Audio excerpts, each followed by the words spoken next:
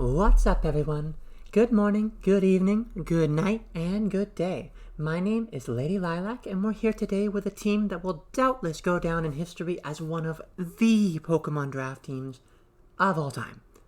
This is the PDPL, a highly competitive VGC Wi-Fi Draft League that owner Dan graciously extended me an invitation to, and this was beyond doubt one of the most difficult drafts I've ever had to put together.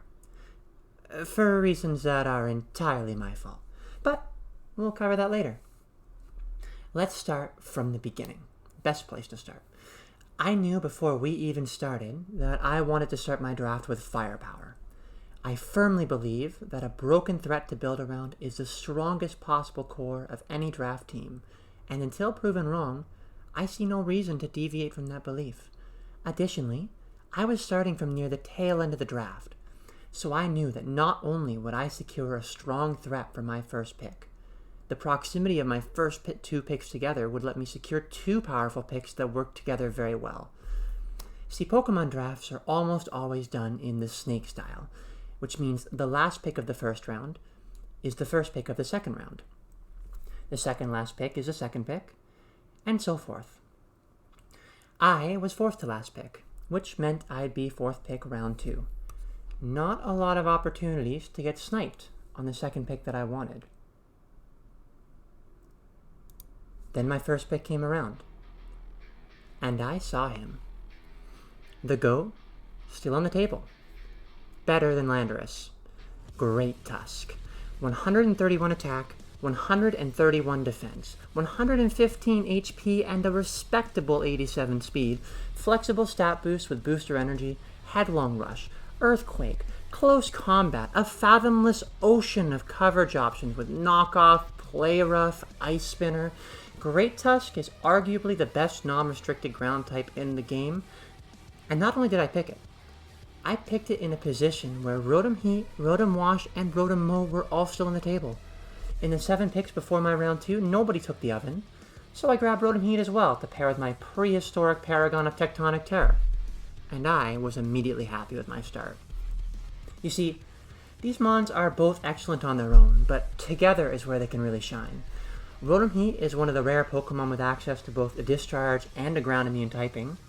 This allows for the immensely powerful double spread move combination of Earthquake besides discharge, dealing immense damage to both opponents, as well as threatening to cripple opposing mons with discharge's 30% paralysis chance. Rotom is immune to Earthquake. Great Tusk is immune to discharge. If you can effectively position your Disquake duo, you can just mindlessly click buttons until your opponent forfeits. No need to play around protects or pivots, just Disquake. They also cover each other's weaknesses very well, with Rotom soaking grass, ice, flying, and fairy attacks very effectively, while Tusk easily handles Rotom's rock weakness. The only shared weakness between the two of them is water type attacks, but that could totally be patched later on in the draft, right? Yeah, totally. For my third pick, I really wanted to secure Gardevoir. It would be a strong mid-speed fairy psychic threat to pair with my Great Tusk, and telepathy would allow it to comfortably sit beside both Earthquakes and Discharge, while also contributing to the spread barrage with Dazzling Gleam. Alas, Patmac ruined my day just 2 picks before my turn came back around. And so I had to pivot focus. Greninja was still on the board at 60 points, and I felt like it could fill a lot of roles for my team at a bargain price.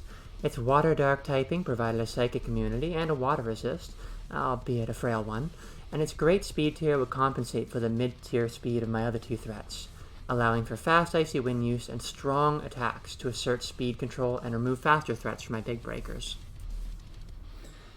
My fourth pick came soon after, and I realized that the fairies available in the draft were disappearing very quickly.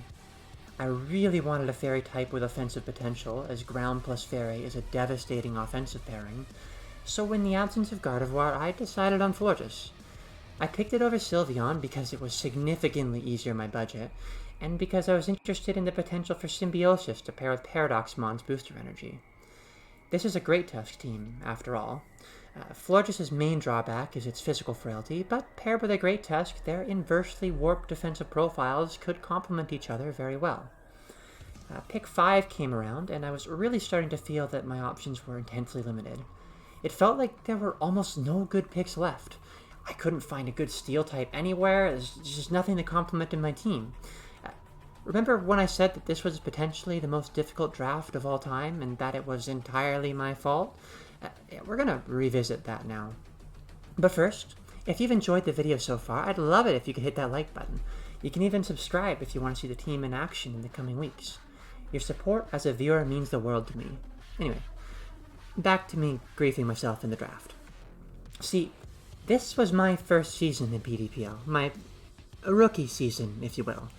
And in my desire to not embarrass myself asking what I felt were stupid questions, I decided to make what I thought were logical assumptions about an aspect of the draft rules that I didn't fully understand. You see, PDPL this season uses a kind of hybrid points/tiers draft system. Drafters had a point budget of 460, but Mons were essentially just pointed in tiers. You had the 120-point Mons, and the 90-pointers, the 60-point guys, and the 45, 25, 15, and 5. The only rule was that you couldn't go over the 460-point cap, and your team had to be comprised of 10 to 12 Pokemon. I misinterpreted this rule. There was a list outlining several potential tier patterns that you could have picked in, and I, being the presumptuous fool that I am, decided that meant it was mandatory to pick within the constraints of those example patterns. As a result, I was convinced that the remainder of my draft had to pull from very specific tiers, and that I would need to draft a large number of low-tier picks, and in fact that everyone would need to draft a large number of very low-tier picks. Because of this, there were Mons that I had wanted that I thought I was simply not allowed to draft because it would put me outside the allowed permutations in the draft pattern. With this false assumption in mind, my next two picks were Mismagius and Pawmo. Not Pawmot, Pawmo. I wasted my 6th pick on an NFE version of a Pika clone. I wanted Mismagius because it was another Levitate Mon. It gave me another speed tier above 100, it boasted a fighting immunity, it had good offensive coverage, and a respectable special attack stat. At 25 points, it was a good deal. Pawmo I picked because it seemed like it had a usable pool of utility moves, with Fake Out, Nuzzle, Eerie Impulse, Charm, and even Encore, as well as respectable offense and speed, for an NFE, and good a Violate bulk. If I had understood the draft rules correctly, I would not have made that choice, but in this house we suffer from mistakes, and that did need Fake Out support from somewhere. Let that be a lesson to the rest of you, though. If you don't understand a rule in a draft league that you're joining, just frickin' ask. Don't be me. When my 7th pick came around, though, my misunderstanding had been corrected, and, freshly liberated from a prison of my own making, I leapt to finally secure a good steel type. Unfortunately, what is perhaps the best steel type was still available on the board. Corviknight. If you've seen any of my drafts before, or even really interacted with me as a person, this pick might not be a surprise to you. I love using Corviknight in draft. Singles, VGC, what the frick ever. It's bulky, it's got good support moves, it's got fantastic typing, and it can easily checkmate opponents who don't prep their team well for more offensive sets. Corviknight's been a key player in 3 different championship teams for me, and I'm hoping to continue adding to a trophy case. Pick 8, I had a mere 30 points left in my budget. Not enough to hit the 10-mon threshold if I drafted even a 25-pointer.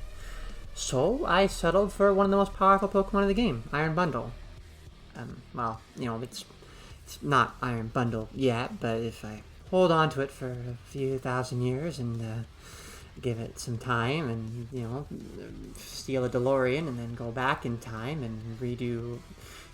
Yeah, I picked Delibird. But I don't think it's an awful pick. Delibird is a flying type with Fake Out, which means I have the option of clicking Fake Out and Earthquake on the same turn, which isn't nothing. Delibird also gets Tailwind, which means the opponent can't just, elect to ignore it on account of its useless offensive stats. They've got to at least put a little respect on the mailman's name. Not a lot of respect, but a little respect.